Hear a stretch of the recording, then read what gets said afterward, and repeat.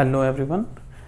आज का वीडियो उन बच्चों के लिए, उन स्टूडेंट्स के लिए है जो कंपटीशन एग्ज़ाम की तैयारी कर रहे हैं और जो अपने आप को मैनेज करने में जो प्रॉब्लम फेस कर रहे हैं कि कैसे सब चीज़ों को मैनेज किया जाए और कंपटीशन एग्ज़ाम को क्रैक किया जाए। तो कुछ मैं टिप्स दूंगा जो काफ़ी आपके लिए हेल्पफुल रहेंगे और उन टिप्स को अगर फॉलो करोगे तो definitely you will get success.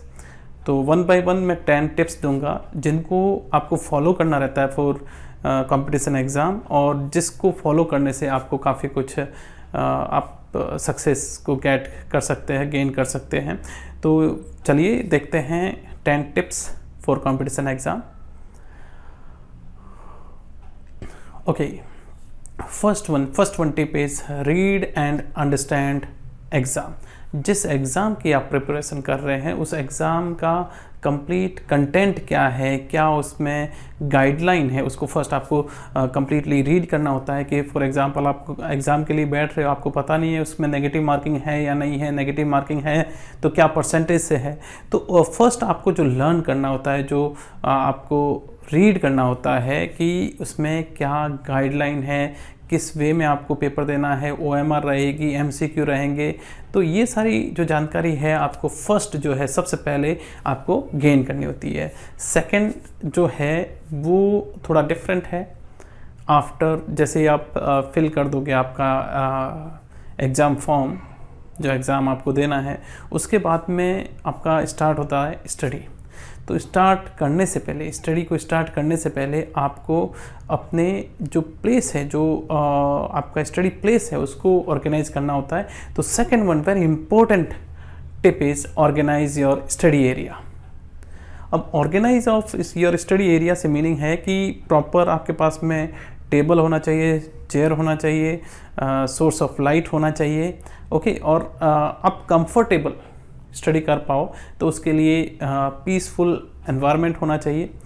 तो मोटा मोटा आपका जो रिक्वायरमेंट है वो सारा फुलफिल होना चाहिए, जिसके कारण आप कंटिन्यू स्टडी कर सकते हो और आप विदाउट एनी डिस्ट्रक्शन आप उसको कंटिन्यू कर सकते हो। नेक्स्ट वन जो रहेगा, आप जब स्टडी स्टार्ट करोगे, आपने जो आपका एरिया है वो ऑर्गेनाइज कर लिया, आपका परफेक्ट आपका एरिया सेट बैठ गया, वो आप उसके ऊपर कंफर्ट फील कर रहे हो, then what next. So now our third point, very important point, that one is explore syllabus. Explore syllabus means उस जो एग्ज़ाम है उसका सिलेबस क्या है।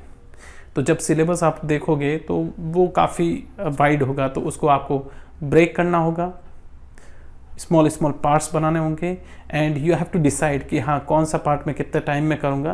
तो सिलेबस को अच्छे से आपको रीड करना होगा और उसको मैनेज करना होगा कि कितने टाइम में मैं ये कंप्लीट कर सकता हूँ। अगर मेरे को ये कंप्लीट करना है तो डेली मेरे को कितने आवर्स देने पड़ेंगे, कितना मेरे को स्टडी करना पड़ेगा, कितना पार्ट मेरे को कवर करना रहेगा। तो next one, third one point very important, that one is explore syllabus.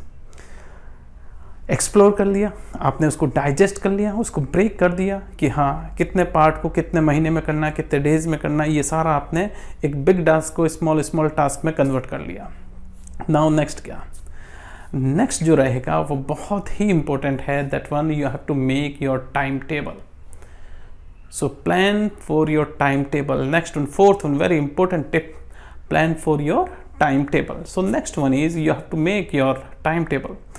Time table ऐसा मैनेज होना चाहिए जिससे आपका कंप्लीट सिलेबस कवर हो जाए और उसके साथ में आपका रिवीजन पार्ट भी कंप्लीट हो जाए और आपका प्रैक्टिस सेट के लिए भी एक्स्ट्रा टाइम आप दे पाओ। तो सिलेबस काफ़ी वाइड रहता है। फॉर एग्जांपल जीके है या फॉर नीट एंड JEE के लिए जो सब्जेक्ट है डिफरेंट, जैसे फिजिक्स है, केमिस्ट्री है, बायो है, मैथ्स है।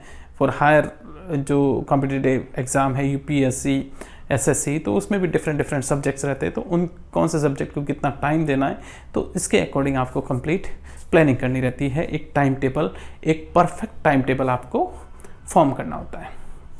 टाइम टेबल फॉर्म करने के बाद में आपको स्टडी स्टार्ट करनी रहेगी। तो स्टडी कैसी होनी चाहिए, कैसा उसका माहौल होना चाहिए। तो जब भी स्टडी करें तो उसके लिए नेक्स्ट वन पॉइंट है एलिमिनेट डिस्ट्रक्शन। एलिमिनेट मीन्स आपको जो डिस्ट्रक्शन जो के लिए रिस्पॉन्सिबल जो भी फैक्टर है, मे बी मोबाइल, टीवी और फैमिली मेम्बर, तो उनको एलिमिनेट करना होगा, उनको थोड़ा दूर करना होगा, जिससे क्या है आप अपना स्टडी जो है कंटिन्यू लॉन्ग टाइम तक कर पाएँ। तो ये अपने टोटल 5 पॉइंट कंप्लीट हो गए। नाउ 6 वेरी इंपॉर्टेंट, अगर आपको स्टडी करना है और कंटिन्यू करना है और डेली करना है तो that one also you have required fitness. तो फिटनेस के लिए भी आपको कुछ टाइम देना होगा फॉर एक्सरसाइज, आपको हेल्दी फूड लेना रहेगा, जिससे आपका बॉडी अगर फिट रहेगा तो आपका माइंड भी अच्छे से वर्क करेगा।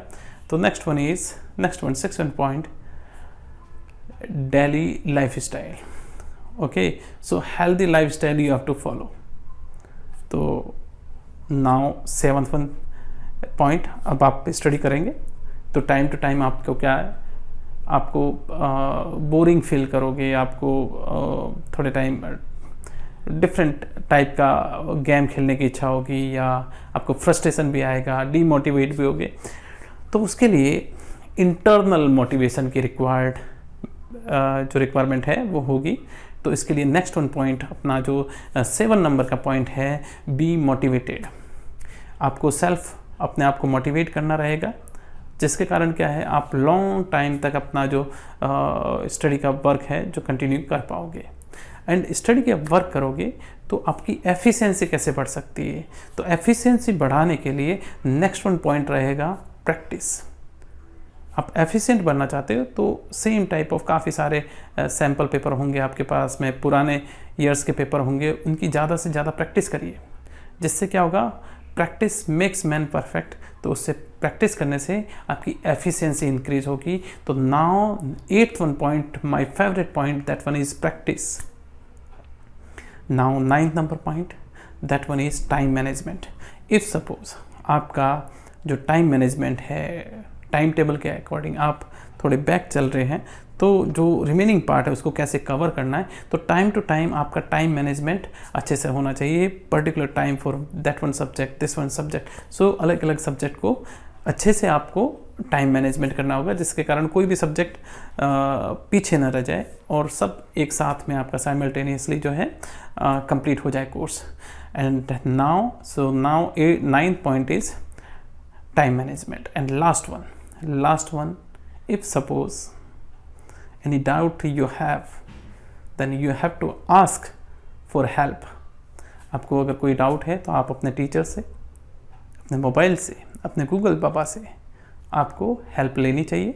आपको कोई डाउट है तो किसी भी वे में, कहीं से भी, जो भी हेल्प मिले उसको गेन करना चाहिए। तो ये थे 10 tips for, so these are the 10 tips. अगर इन 10 टिप्स के साथ में अगर कोई भी एग्ज़ाम आप दोगे तो definitely you will get success. Thank you, have a nice day.